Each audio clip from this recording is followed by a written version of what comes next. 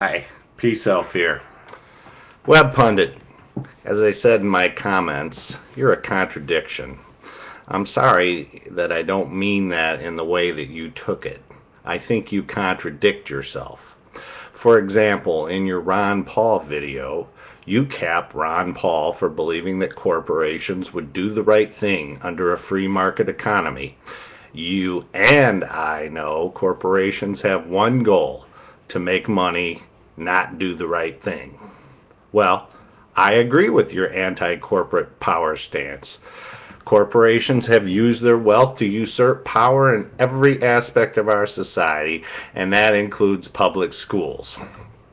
That's why it troubles me to think you don't know or believe that corporations and their wealthy owners have had influence over the educational system since public education became compulsory.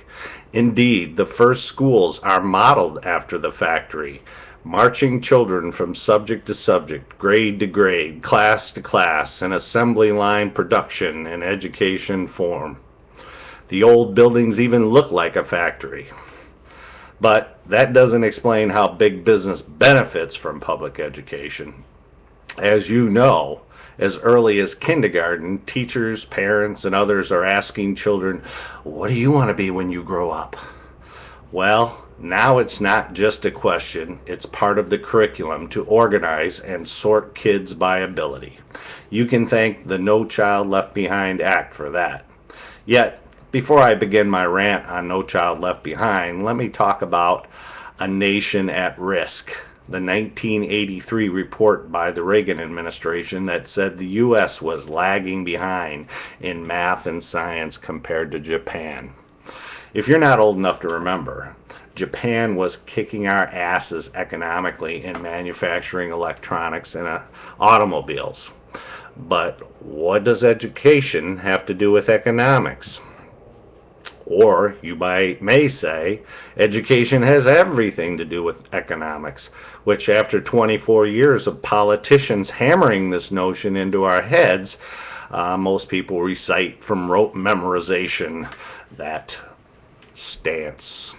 Well, the 1983 report has long been discredited as a political ploy to institute massive reforms in education. You see, during the 70s, when I went to high school, kids were given great latitude in curriculum choices.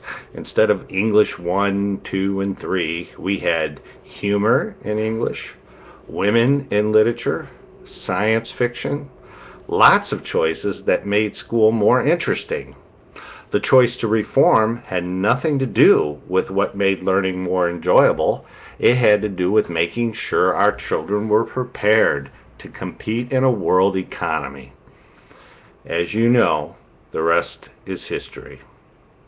World trade is now 13 years old. Children are marched goose step through a curriculum that would rival Pinochet's testing reforms in Argentina during the early 80s. Oh, that's where the U.S. got the idea. No Child Left Behind and the testocracy that it created is dumbing down education so that children become the power to run the machine of production. And the high stakes tests required to graduate? Well, they are the sorting mechanism that determines whether a young person has access to college or whether they are relegated to low-wage work the rest of their lives. It's simple: pass the test or else. But it's all economics. Nonetheless, we know it's a lie now because there are no promises. In this new world economy, even middle class, higher education jobs can be outsourced. They didn't tell us that in 1983. Now we really have a nation at risk of being the dumbest bunch of MFers in the world because we let politicians open the door for international wealth and power. And the plutocrats in this kleptocracy will make a profit by any means necessary, even if it means creating a third world economy right here in the U.S. So you see, Web Pundit, education hacks like Hirsch and company, and all those cultural critics who are trying to preserve the white power structure are playing their part in the kleptocracy. Every, and I mean every institution in America serves the wealthy. If you haven't figured that out yet, it's because you ignore it or you benefit from it. Which is it? That's all for now. This is Peace Elf saying peace is only a mind away.